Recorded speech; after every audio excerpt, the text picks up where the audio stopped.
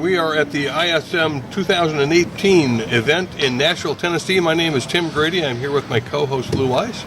And we're welcoming to the show Elizabeth Richter, who is a senior business analyst, supply chain leadership program, which sounds excellent to me. And we'll talk a little bit about what you do, about your company Flex, about the Richter Awards. Elizabeth, kind of give us a elevator pitch about Flex.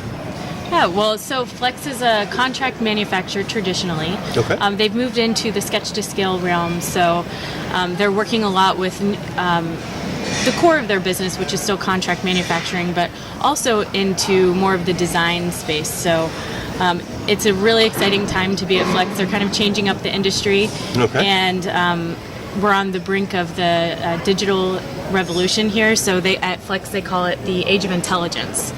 Okay. So with that, we focus a lot on our data visualization through our Pulse Center. And the philosophy there is really all about speed and getting data democratization to all of our employees and helping them make decisions quickly.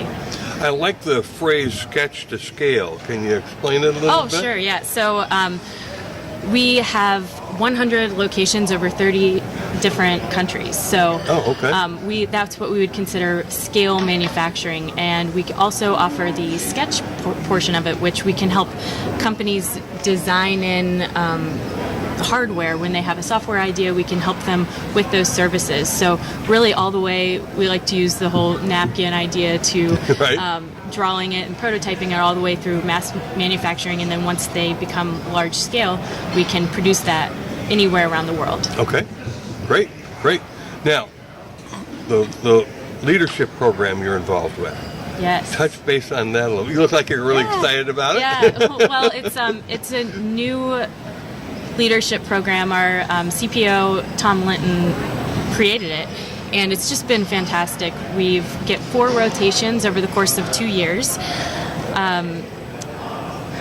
We also get an international opportunity, which was fantastic. So my first rotation was on the customer-facing side, which is a little bit more rare, and that's really one of the reasons I decided to go into it, because at Flex we get that opportunity to not only work with our suppliers, but also our customers. Neat. And then the second one was in our Pulse Center, doing data visualizations to help breed efficiencies for our design teams. And then my third rotation was posted in Hong Kong, which we were talking about just a little bit ago. Wow. Fantastic opportunity, but I was researching the Belt and Road Initiative and how that might affect Flex and if we should engage currently or wait. And my current rotation is as the Chief of Staff for our Chief Procurement and Supply Chain Officer, Tom Linton. Okay. Chief of Staff, they need some in Washington, I understand. Now, explain to me a bit about your conclusions on this whole China Road conversation. Yes, it's a very complex one. So the Belt and Road Initiative is moving products by rail from China to Europe. So they've made huge strides, and I was shocked when I started researching it, because you think rail is tried and true. It's something that we've been doing forever, but really the forwarders have only been promoting these routes since 2012. So it's relatively new, and they have a lot of capacity on the Chinese side, but they have to change the gauges, so they have to lift all the product off of the rails and switch trains when they get into the European side. Okay. So there's a lot of congestion there, and there's really only Brest and Mala Ceviche that are supporting those gauge changes. So getting into the European side can be tough, and then the Chinese government is also subsidizing some of the rail lines. So that subsidy might end soon. So I don't know what's going to happen with some of the lanes that are not as popular. I'm confident that it'll continue to be a huge way to transport goods, but there's just a little bit of uncertainty right now. And you made an interesting comment, the gauge changes. You know, in the U.S. we're so used to a standard rail-to-rail spread of X. Gauge changes going from China to Europe, the tracks literally are different widths? Yeah. so makes it a little more complex. And They have an adapter. Yeah, they're going to need yeah, a train well, where the wheels I think kind of there's spread out. there's a company that started that, but it's just not mainstream yet. Right. Now, you're involved with the 30 Under 30 program? I am, yes. I'm honored to be listed as one of them. I was reading the others' profiles. Just, wow. I'm happy just to be here.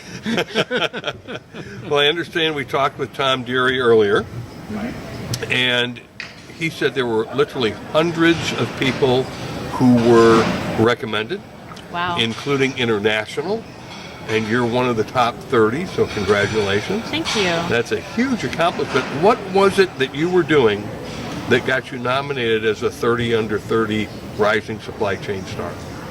Well, I'd say the supply chain leadership program at Flex had a lot to do with it, but it was really my mentor who nominated me, and I can't say enough good things about him and my life coach. So I've really been fortunate to have a lot of people in my life kind of pushing me and telling me, hey, you can do this. So I'm from a small town in West Virginia and didn't really know how far to push the limits until I had these mentors in my life.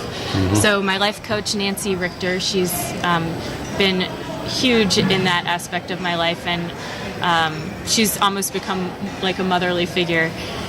And then Jimmy Inclasaria has been my professional mentor, and he's helped coach me on different supply market analysis and cost modeling that he does through his company. So it's just been really great to have these people and learn from them and influence in my life. Nancy Richter, unrelated to Elizabeth Richter? We are distantly related. Really? Yeah, Okay. Nepotism works. Only kidding. Question, when you got involved in this, were you heading towards manufacturing? Did you want to be in supply chain or manufacturing? Yeah, so yes and no. It kind of fell into the manufacturing realm of it. I started coming to the ISM conferences 10 years ago, probably far too young. I was probably terrified back then. But that's when I really started learning about supply chain. So I came in the capacity for the Richter Foundation. I was helping manage the scholarship portion of that foundation. It supports women and education. So that's where I started learning, hey, this supply chain stuff's pretty cool. I think I want to stick in it. And that's when I got my first job out of undergrad at Kohl's Department Stores headquarters. So I was buying international transportation there and facilities when they were building 100 new stores a year.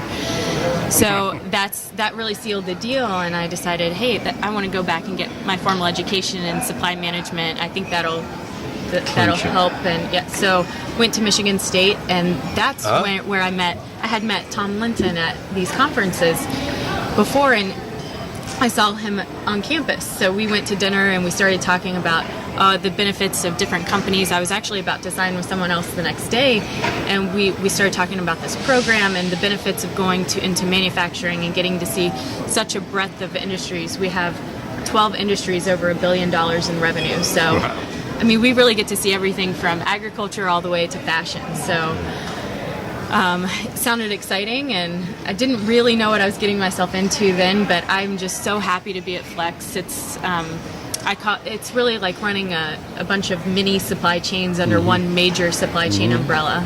So you took the leap of faith. I did, yeah. And you didn't sign with the other company.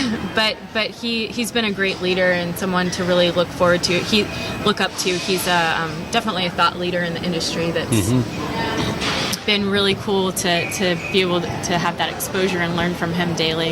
It's interesting. I heard from you in this short conversation, and I heard from Charlotte as well, the same kind of comment, that there was someone behind you kind of pushing you, guiding you, telling you, you can do it, you can do it. And I look at you and Charlotte and probably most of the other 30 under 30 winners and say to myself, why would they need to be pushed? Look how talented and bright they are. But yet it's a big deal, right? Yeah. It's so helpful to have someone that is your sponsor or really pushing for you and believes in you. Sometimes I feel like they believe in us more than we do ourselves. But it's nice to have that wisdom. I mean, it's kind of the blind at this point. We don't know where we're going, or don't have the wisdom to understand where we should be going. So just having conversations with our mentors and leaders really helps me get a sense of where I feel like I would fit in best. And where did you run across the concept of a life coach that you settled on having a life coach? Well, she was kind of a mentor. So I met her back in high school, and so she was really interested in. I would go visit her in Michigan every year. So I'm from a very small town. We didn't really even have any restaurants. So she would bring me all along, and we tried sushi for the first time and Chinese. So then she was. That's a requirement to work in large companies. Yeah, so she saw the excitement when I did those things and realized that she could help push me and just help guide me. So that relationship became more than just a formal mentor relationship. So I kind of sectioned it off and call her my life coach. Okay, now is she with Flex or is she independent? No, or? she's the president of the R. Gene and Nancy D. Richter Foundation. Oh, okay. But she's working through that now. Wow, excellent foundation. Yeah, she back in her early career, she was at Apple, and so she's done all of this before and has a lot of knowledge. Okay. It's able to help me through it too. So she's walked the path, and she can say, has. yes, you can walk this way. Follow me. Walk this way. But my parents have been huge mentors in my life as well. You know, it's interesting. We hear that from almost all of the 30 under 30 in each year, Yeah. where their parents are a big influence in their life. And it's interesting because Lou and I are always talking about the parents. Are they encouraging their kids to look at manufacturing as a career path versus college and, get a degree, get a good job as the other route? And it's amazing how many of them say, go into manufacturing. There's a lot of future in manufacturing. And it's not this dirty, dangerous, dingy kind of environment. It's this high-tech thing that you really have no idea what they're doing. Lab coats and all. Yeah, you're getting an assignment in Hong Kong. That's fascinating. Yeah, from West Virginia. My parents are very proud, but now they're like, where are you going next? The moon? Right. How did you find it now in Hong Kong? Primarily English speaking? Cantonese. So I started learning Mandarin. I thought there was a chance I might be going to Asia, so I started a little bit of Mandarin and then figured out, Cantonese. So kind of stopped. I knew a little bit to get me by, but mostly it was just English. And in the more central areas, they're all very good at English and very patient with me. Well, they'd have to be patient with me because I know zero Cantonese or Mandarin. Yeah. It was a great experience, though, and I'm so lucky to have it. That's something I'll be able to remember for the rest of my career, but for sure. Also, I got a lot of great travel opportunities on the weekends, so really a growth period for me. So I'm sorry, Lou, go ahead. Were you sent alone, or were you sent with other Flex people? Well, there's a Flex office there, so I was able to meet others when I got there. It's a smaller office, but we do have offices in Shenzhen and Zhuhai, so I was able to kind of see the whole region right there, and but no one from my home office. But they were great. They took me in, very accommodating and very friendly. So great. So Elizabeth Richter, I can't take it out too far anymore because the world's moving too fast. Elizabeth Richter, 2 years from now, where do you see yourself? I see myself at Flex. I'm trying to figure out right now where I'm going to land after this rotation ends. So it'll be my last one. I'll finish in July. There's a lot of growth opportunity in Flex with the 12 industries. I mean, you could end up spending a lifetime there and have so many different experiences. So looking at a few different options and excited to see where that takes me. Great. Is this your choice or their choice? It's both. They're really great about trying to pair you with the business needs, but also your interests. So they do a fantastic job of helping us, guide us through that, and they pair us with HR and mentors that can help us figure out where the right path, even within the company, is for us. And I have to ask one more question about Flex. What do they manufacture?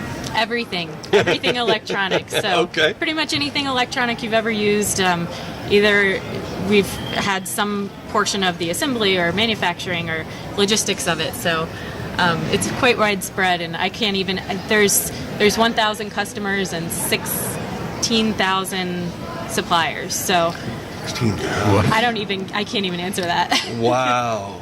So someone looking at going into supply chain, manufacturing, electronics, you would say what to? I would say do it. There's so much opportunity, and really, I think that this is a time where executives are looking to supply management professionals in times of economic downturn to help out the company, but also just so much opportunity within manufacturing, and it's a great place to start your career and really learn that foundation. Neat.